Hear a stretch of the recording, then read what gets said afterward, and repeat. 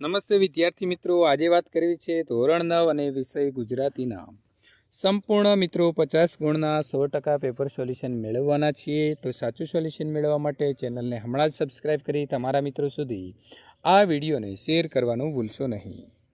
કુલ ગુણ 50, સમય રહેશે 2 કલાકનો। વિભાગી નીચેના જોડકા યોગ્ય રીતે જોડવાના છે। તો ભારતીય સંસ્કૃતિની સિદ્ધિ, તો જવાબ આવશે અહીં ક એટલે કે લલિત નિબંધ છે। કુદરતી, તો જવાબ આવશે અ એટલે કે એ એકાંકી। નીચે આપેલા વિકલ્પમાંથી યોગ્ય વિકલ્પ પસંદ કરો। તો ભગતના પડખામાં તો કાળી ગીંગોળો ચડી ગયેલો। લોહીની સગાઈ પાઠના લેખકનો જન્મ, તો આવશે 9 સપ્ટેમ્બર 1916ની તારીખે થયો હતો। નીચે આપેલા પ્રશ્નોને એક વાક્યમાં જવાબ આપવાના છે। ભૂલની કબૂલાતની ચિઠ્ઠી વાંચી પિતાજીને અપાર શાંતિ જાળવી તેનું કારણ ગાંધીજી શું માને છે? તો ભૂલની જે કબૂલાત થઈ હતી તેની ચિઠ્ઠી વાંચી ત્યારે પિતાજીને અપાર શાંતિ જાળવી તેનું કારણ દોષની નિખાસલ કબૂલાત હતી એમ ગાંધીજી માને છે। તો વિદ્યાર્થી મિત્રો, તમારા જીવનમાં કોઈ ભૂલ થાય તો તમે તમારા ઘરે પણ આ પ્રકારની ચિઠ્ઠી લખીને અથવા તો તેનો ખુલાસો કરી શકશો। મહાદેવે મૃકુંડુ ઋષિને વરદાનમાં કેવું બાળક આપવા કહ્યું? તો મહાદેવે મૃકુંડ ઋષિને વરદાનમાં 16 વર્ષ સુધી જીવનાર સદગુણી બાળક અથવા તો 100 વર્ષ જીવનાર મૂઢ બાળક આપવા કહ્યું। ડ, નીચે આપેલા પ્રશ્નોના 3-4 વાક્યની અંદર તમારે જવાબ લખવાના રહેશે। તો અમરત કાકીને દીકરીએ માને શું સંભળાવ્યું? તો અમરત કાકીને દીકરીએ માને કહ્યું કે મંગુને ખોટા લાડ લડાવીને તે જ તેને વધારે ગાંડી કરી મૂકી છે। 12 વર્ષની મંગુને ટેવ પાડીએ તો તેને જાડો પેશાબ ક્યાં કરાય ને ક્યાં ન કરાય તેનું ભાન આવે। ભૂલ કરે તો 2 લપડાક ચોડી દીધી હોય તો બીજી વખત ધ્યાન રાખે। દવાખાનામાં મૂકવાથી જાડો પેશાબ કરવાનું, કપડાં પહેરવાનું ભાન આવે તોય પૂરતું છે। ભાભીઓ સમયસર ના આપે એવી કજાત પણ નથી। ગાંધીજીએ આપઘાત કરવા માટે શું કર્યું? તો આપઘાત કરવા માટે ઝેર જોઈએ। ગાંધીજીએ સાંભળ્યું હતું કે ધતુરાના ડોડવાના બી ખાવાથી મૃત્યુ થાય એટલે ગાંધીજી વગડામાં જઈ એના બી લઈ આવ્યા। 8-10 વાક્યની અંદર તમારે મુદ્દાસર જે છે તે જવાબ લખવાનો રહેશે। તો ગોપાળ બાપાના ગુરુ માંડણ ભગત વિશે જણાવો। તો ગોપાળ બાપાના ગુરુ માંડણ ભગતમાં અનોખું તેજ હતું।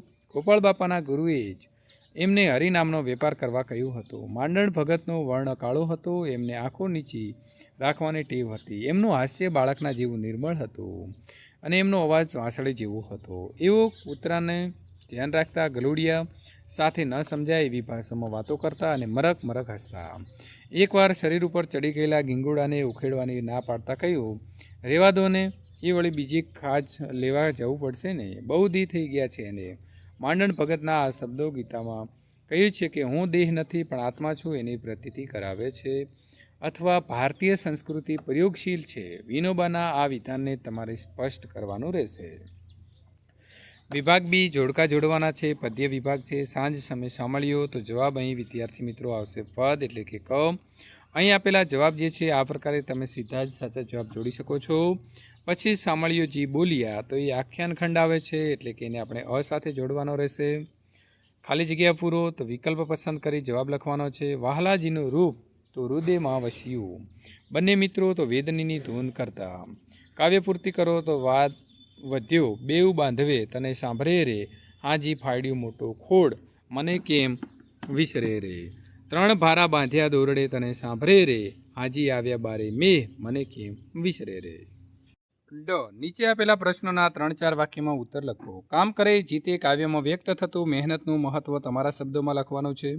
કામ કરે જીતે કાવ્યમાં કવિએ મહેનતનું મહત્વ સમજાવ્યું છે। ભારત વિશાળ દેશ છે, એનો વિકાસ કરવો હોય તો સાથે મળીને મહેનત કરવી પડશે। ભારત કૃષિ પ્રધાન દેશ છે, આથી સૌ પ્રથમ ખેતર ખેડીને સીમમાં સોહામણી કરવાની છે। નદીઓને જોડીને એના નીર ભારતના ખૂણે ખૂણે પહોંચાડવાના છે, એટલે જ ભારત દેશ એમની પ્રજા પાસે સામૂહિક મહેનતની અપેક્ષા રાખે છે। હાથમાં ત્રિકમને કોદાળી લઈ ખેતરો ખેડવાના છે અને ઘર ઘરમાં રેટીઓ ચલાવવાનો છે। પ્રજાના હૈયામાં ખમીર હશે તો તેઓ પોતાના બાવડાના બળે માત્ર ભારત દેશમાં નહીં સમગ્ર વિશ્વનો ચહેરો બદલી શકશે। દરેક વ્યક્તિએ સ્વાવલંબી થવાનું છે અને મહેનત કરી પોતાનું સ્વાભિમાન જાળવવાનું છે। જે મહેનત કરે છે તે જીતે છે અને તેની મહેનતનો જય જયકાર થાય છે। અથવા તો તમારી પ્રિય ઋતુ કઈ છે અને શા માટે? તો વિદ્યાર્થી મિત્રો, અહીં મારી પ્રિય ઋતુ જે છે તે વસંત છે, કારણ કે આ ઋતુ કુદરતી સૌંદર્યથી ભરપૂર હોય છે। વસંતના આગમન સાથે જ ઝાડ વૃક્ષો પર નવા પાન આવે છે અને રંગબેરંગી ફૂલોનું પ્રકૃતિ સજાવી દે છે. આ ઋતુનો તાપ પણ ન હોય છે, ઠંડી પણ નથી, જેનું વાતાવરણ સુખદ લાગે છે. પક્ષી કે ઝુંડમાં મીઠા ગીતો ગાઈને પ્રકૃતિની સુંદરતા વધારતા હોય છે. વસંત માત્ર સુંદરતા નહીં પરંતુ આનંદ, તાજગી અને શાંતિ પણ આપે છે. તે પ્રકૃતિનો તહેવાર પણ લાગે છે, જે દરેક શિવ સૃષ્ટિની પ્રેરણા અને જીવંતતા આપે છે. આ કારણે વસંત જે છે તે મારી પ્રિય ઋતુ છે. આપેલા પ્રશ્નોના 8-10 વાક્યની અંદર તમારે મુદ્દાસર જવાબ લખવાના છે. કામ કરે એ જીતે.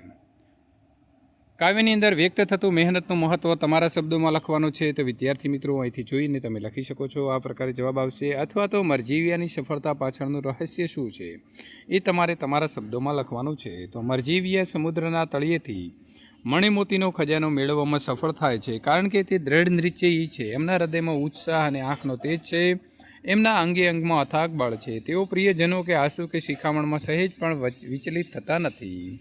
એમના સમુદ્રની વિકરાળ અફાટ ગર્જનાનો પણ ડર લાગતો નથી. તેઓ સાહસી છે, એટલે જીવનું જોખમ ખેડવા તૈયાર થાય છે. એના મૃત્યુના મુખ સુધી પહોંચાડવાનું બીજું ઝડપે છે. આ સાહસિક મરજીવિયા સમુદ્રના તળિયા ખૂંદી વળે છે અને મણિમોતીના અમૂલ્ય ખજાનો લઈને બહાર આવે છે. મરજીવિયાની સફળતા પાછળનું રહસ્ય એમના રહેલા ઉમદા ગુણો છે. વિભાગ સી, નીચે આપેલી જોડણી સાચી લખો. તો અતિશયોક્તિ, રિશાળ. નીચે આપેલા શબ્દોની સંધિ છોડો અથવા જોડો. તો કલ્પ અંત તો આવશે કલ્પાની, સુક્તિ તો આવશે સુ વત્તા ઉક્તિ. નીચેના વાક્યોના રેખાંકિત જે છે તેના સંજ્ઞાનો પ્રકાર લખવાનો છે. તો તારામંડળમાં જેમ સસિયર શોભે એમ હેમે જડિંગ હીરો. તો સમૂહવાચક આવશે. સમાનાર્થી શબ્દ તો અદેખાય તો ઈર્ષા, સાંઢણી તો ઉટડી. નીચે આપેલા શબ્દોમાંથી પૂર્વ પ્રત્યય કે પર પ્રત્યય છે શોધીને લખો. તો અસ્વસ્થ તો એ વિદ્યાર્થી મિત્રો પૂર્વ પ્રત્યય આવશે. નીચેના જે વાક્ય છે તેમાં વિશેષણ શોધીને લખો. અહીં અમારા યુવાને કેરી વાદળીઓ વરસેલી. તો અહીં એ સ્થળવાચક છે. નીચેના શબ્દના સર્વનામ. એ લોકોએ મને પૂછ્યું તો મને એ સર્વનામ છે. નીચે આપેલા તળપદા જે શબ્દો છે તેને શિષ્ટ રૂપ આપો. નકર તો નહીતર. રૂઢિપ્રયોગનો સાચો અર્થ લખો. જોખમ ખેડવું તો સાહસ ખેડવું. મિત્રો, આપણે વાત કરી શકીએ કે મોતી લેવા માટે જનારો વ્યક્તિ પોતાના જીવનનું સાહસ ખેડે છે અથવા તો જોખમ ખેડી અને પોતે મણી મોતી લઈ આવે છે. શબ્દ સમૂહ માટે એક શબ્દ આપો.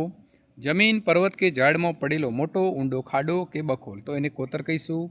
નીચે આપેલા શબ્દના ધ્વનિ છે તે તમારે છૂટા પાડી અને લખવાના છે. તો સવસ્તા તો સવસ્તા આ રીતે જુદા પાડીશું. વિભાગ ડી, નીચેની આપેલી પંક્તિઓનો આશરે 15 વાક્યમાં અર્થ વિસ્તાર કરવાનો છે. વિદ્યા પુસ્તકમાં અને પર કબજામાં ધન, ભીડ વડે કામ ના આવે વિદ્યાને ધન.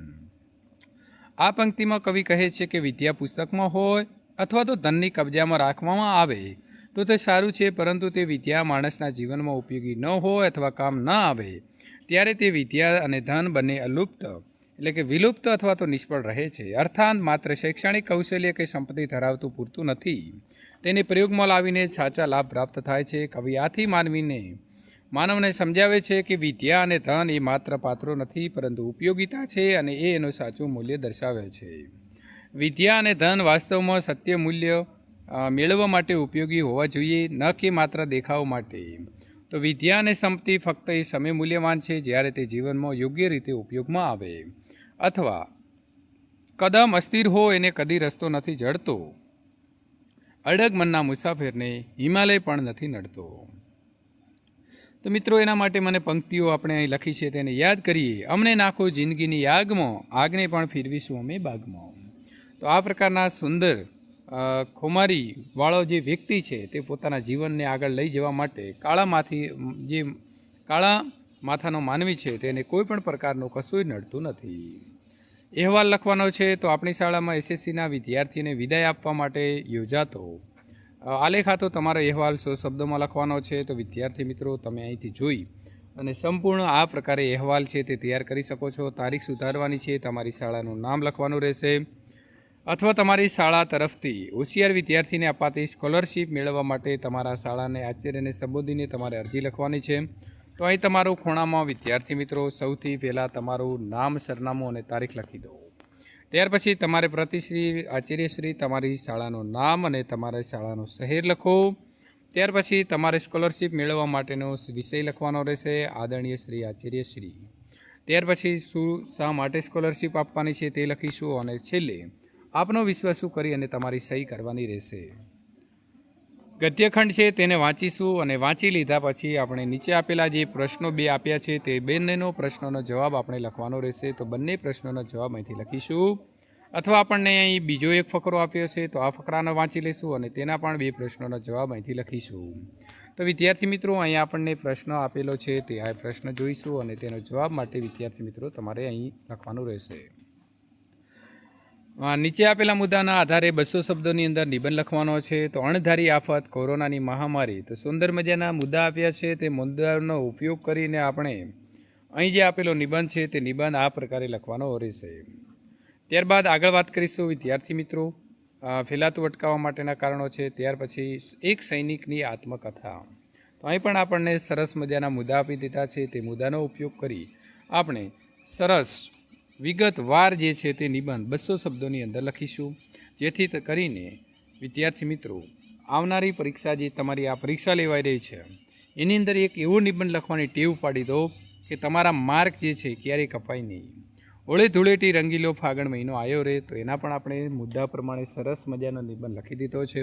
તો તમે આ પ્રકારના જે છે તે વિદ્યાર્થી મિત્રો 3 નિબંધ જે છે તૈયાર કરી અને લખી શકો છો. આ પ્રકારે જે આપણને મુદ્દા આપ્યા છે તે મુદ્દા ટાંકી અને આપણે જવાબ લખતા રહીશું. અહીં આપેલી એન્ડ સ્ક્રીન ઉપર ક્લિક કરીને સંપૂર્ણ સોલ્યુશન મેળવી શકીએ છીએ.